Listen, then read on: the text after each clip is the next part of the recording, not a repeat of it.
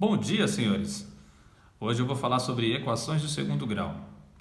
É o nosso capítulo 3 do Geek. Percebi que vocês tiveram algumas dúvidas aí, então eu estou aqui para ajudar vocês, tá bom? Primeiramente, vamos falar sobre os termos da equação. O que são esses termos da equação? O termo da equação são essas parcelas de soma que eu tenho na equação. Se eu tiver duas parcelas, eu tenho dois termos. Se eu tiver três parcelas, como esse exemplo aqui, eu tenho três termos. E também tenho os coeficientes de cada termo que eu tenho na equação. Por exemplo, o que está elevado ao quadrado, x ao quadrado, sempre é o coeficiente de a. O que está x, elevado à primeira potência, que está aqui, é sempre o b. E o número que fica sozinho, sempre o c. Por exemplo, nessa equação eu tenho dois termos, e os dois termos que eu tenho é o x ao quadrado e o número sozinho. Colocando os coeficientes deles, eu vou ter o a, que é o que fica junto com x ao quadrado, o b, que é o termo que não aparece aqui, tá vendo que não tem o termo x, então se ele não aparece, eu coloco zero para ele, e o c, que é o termo sozinho, ou seja, o número sozinho é o c.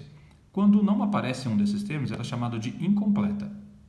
Quando aparecem os três termos, ela é chamada de completa, como é esse caso aqui.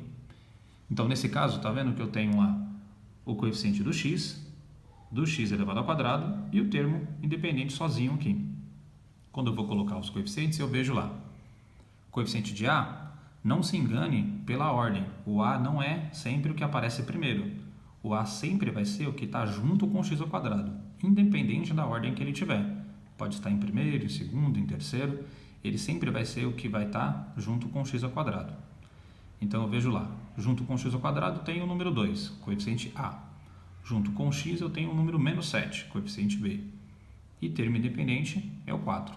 Como eu tenho os três termos, é chamado de completa. Mais um exemplo aqui para vocês. Aqui eu só tenho o coeficiente de a, tá vendo? Ela é incompleta, então eu tenho lá o coeficiente de a, que é 8. O b eu não tenho, o c eu não tenho, então eu coloco zero para eles, chamado de incompleta, certo? Vamos continuar aqui. E para resolver as equações do segundo grau, como é que eu faço? Então, primeiro vamos separar, resolvendo as equações incompletas, aquelas que está faltando pelo menos um dos termos. Vamos ver aqui um caso onde não tem o termo b, tá vendo? Ó? É uma equação do segundo grau onde não tem o b, eu só tenho o coeficiente do a e do c. O que eu devo fazer? Aqui é somente uma operação inversa. Como aqui eu estou subtraindo 64, eu vou escrever somando. Então ficou 0 mais 64, que eu posso escrever só 64. Aqui está multiplicando, então eu posso escrever dividindo. 64 dividido por 4 vai dar 16. Ótimo. Agora a operação inversa que eu vou fazer aqui, ó, do x elevado ao quadrado, vai ser a raiz quadrada. A raiz quadrada do número 16 é 4. Não se esqueça que nesse processo eu sempre vou usar o valor positivo e o valor negativo para essa resposta. Então, sempre vou ter o valor positivo e negativo. A minha solução, então, fica o valor menos 4 e mais 4. Agora, vamos ver um caso aqui, quando c é zero. Então, eu tenho lá uma equação do segundo grau, ela é incompleta também, só que aqui eu tenho o a e tenho o b, eu não tenho o c. Como que eu faço quando isso acontece? Consegue perceber que eu tenho x tanto no primeiro termo quanto no segundo termo? Então, o que eu tenho que fazer? Escrever esse fator comum. O que é escrever o fator comum? Colocar o x em evidência e dentro do parênteses, aquilo que multiplicado por x vai ficar x ao quadrado. Aquilo que multiplicado por x vai ficar 4x. Certo? Então, quando você colocou em evidência, cada uma dessas duas parcelas da multiplicação, eu vou colocar igual a zero. Então, essa primeira aqui igual a zero, a segunda parte também igual a zero. Colocando igual a zero, então eu tenho uma solução x igual a zero e a outra solução x mais 4 igual a zero. Escrevendo 4 do outro lado, x menos 4. Quais são as minhas duas soluções então? X igual a zero, x igual a menos 4. Aí eu vou lá e coloco na minha solução 0 e menos 4. Bom, agora eu vou colocar mais um exemplo para vocês. Uma equação que eu preciso fazer uma multiplicação antes para reduzir os termos e conseguir resolver. Como que eu faço quando isso acontece? Bom, primeiro passo então eu vou fazer essa distributiva, que é multiplicar aqui o 2x pelo 3 e o 2x pelo menos x.